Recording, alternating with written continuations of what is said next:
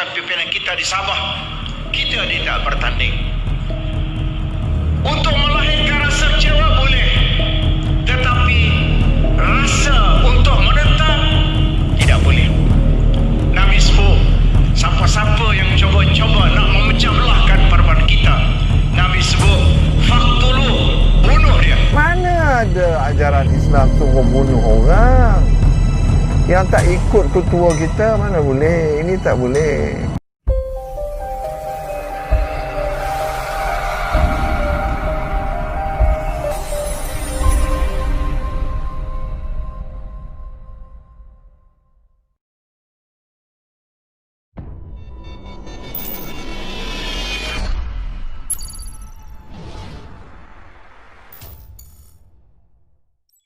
Tajuk petang ini perkembangan apa yang diceritakan oleh Muktamar PAS, ya. Itu satu. Okey, terima kasih. Pertama sekali tentang apa yang sedang berlaku sekarang, ya, dari Muktamar PAS. Kita lihat satu-satu apakah ini sesuai untuk sebuah negara demokrasi seperti Malaysia, atau PAS sedang berusaha untuk menanamkan khurafat yang lain. Beberapa tahun lalu kita kena ingat apa yang ditanamkan kepada pemikiran orang-orang PAS dan pendukung-pendukung PAS ketika itu, iaitu mereka ditanamkan dengan kebencian yang melampau terhadap orang UMNO, ya, ataupun siapa yang tidak mengikuti perjuangan mereka. Terlalu berlebihan sampai ada imam dua, ada kenduri kendara dua, ya, berpecah belah, ya. Ini semua terjadi. Dan sekarang ini kita lihat sudah jadi lain. Ya, tetap lawan. Sekarang apa yang terjadi kepada PAS, kita sedang melihat suasana bagaimana orang PAS sedang memprovokasi, ya.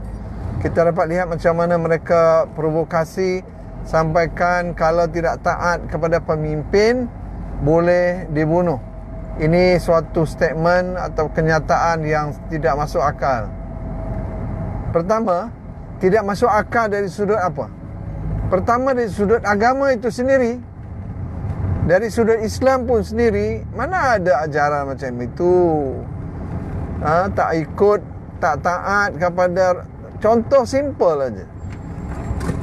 Ada atau tidak dalam sejarah sahabat-sahabat Rasul ini diancam oleh Rasulullah sallallahu alaihi wasallam?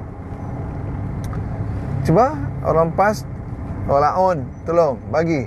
Ada atau tidak sejarahnya? Ada sejarahnya ke? Kalau kamu tidak taat kepada Rasulullah, kami pancung. Ada? Ada ke? So kalau tak ada, maknanya sesat, salah. Dan jika sesat, seharusnya orang yang bertanggungjawab dari sudut agamanya kena ambil tindakan lah. Panggil lah siapa yang bercakap itu, panggil dia ke muka pengadilan. Kenapa kamu bercakap hal yang tidak ada dalam nas yang kuat, tidak ada dalam Islam? Oh, tak taat kepada pemimpin boleh bunuh? Mana boleh? Ya? Jadi kalau tak ada, kenapa digembar-gemburkan? Kenapa disebarluaskan? Ini yang bercanggah dengan ajaran Islam. Itu dari sudut agama. Okey, kalau walaupun kata, oh kami ada jumpa dalil boleh bunuh siapa yang tak ikut cakap presiden, tak ikut cakap ketua. Okey, bentangkan kalau ada dalilnya. Okey, mari kita bahas. Ya, saya sedang mengumpulkan juga beberapa orang ustaz yang akan membahaskan tajuk ini hujung minggu nanti. InsyaAllah kita akan bahas secara lebih komplit, ya, komprehensif. Sebab ini bahaya. Bahaya kepada umat Islam, bahaya kepada negara. Jangan ingat kamu dah perintah Malaysia, walaupun melalui tebuk atap, kamu boleh buat cakap seenaknya. Orang Indonesia kata seenaknya mulut dia. Nak cakap pun tengoklah keadaan. Kemudian disiarkan pula di seluruh Malaysia. Mana boleh macam ini? Tak boleh. Tuan-tuan dan puan-puan sekalian, itu dari sudut agama. Kemudian, ya, politik kotor. PAS sudah jauh tersesat. Ya, terima kasih Hana. Ini yang kita bimbang, ya. Sebab mereka itu saudara kita. Kita kena ada perasaan itu. Sebagai orang Muslim, ya, kita mesti ada perasaan itu. Perasaan rasa kesian kepada orang PAS, pengikut PAS. Jangan marah kepada pengikut PAS. Yang patut kita marah, yang patut kita protes bukan pengikut PAS, tetapi pemimpin PAS. Kita mesti kutuk pemimpin PAS. Itu cara untuk bagi sedar. Mana ada ajaran Islam suruh bunuh orang. Yang tak ikut ketua kita, mana boleh. Ini tak boleh. Tuan-tuan, kita santai-santai aja petang ni, ya. Mana boleh. Tak boleh. Jadi bahaya ni, bahaya. Ajaran macam ni bahaya. Okey, apa kesan dia kepada negara? That's why we all king crab, need people like Mr. Mustafa. Yes, thank you brother. Okey, pertama, itu yang pertama dari sudut agama. Yang kedua, dari sudut negara, bagaimana kamu nak praktis undang-undang? Tak, belum kita cakap undang-undang Islam lagi. Undang-undang yang ada sekarang ni, undang-undang jenayah yang ada sekarang ini, membunuh orang kena bawa mahkamah. Takkan semudah-mudahnya kamu bercakap di khalayak umum. Kalau cakap dalam tempat yang tertutup, itu lain. Ini disiarkan dalam media sampai peringkat menakutkan rakyat seluruh Malaysia. Dan kenapa pihak-pihak yang berkewajipan tidak ambil tindakan? Ini satu hal yang pelik lah. Oleh kerana mereka tak mau ambil tindakan, saya menyeru kepada netizen, subscriber, penokong-penokong reformis, tolong buat laporan polis. Ya, tolong buat laporan polis ataupun buat laporan ke pihak yang An-Nisa ayat 59 sebagai panduan. Nanti tolong ya cek tu, bagikan terjemahannya sekali brother. Ya, Nisa ayat 59 tu tolong bagi terjemahannya. Amar komputer tolong bagi terjemahannya supaya dapat kita lihat sama-sama.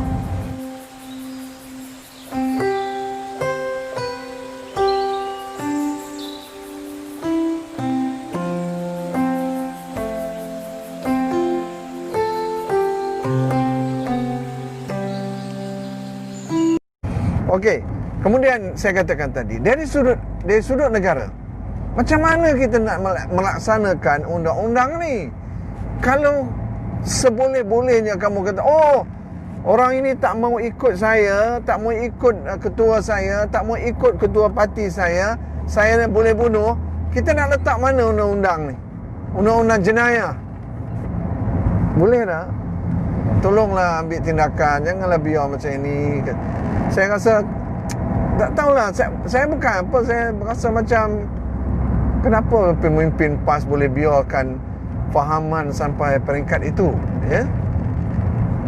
Sebab tersiar, ya? Tersiar di seluruh media. Kalau sorok-sorok lain cerita, ni tersiar. Okey, dari sudut negara, ya. Kemudian kita lihat pula dari sudut apa? Dari sudut orang yang bukan Muslim.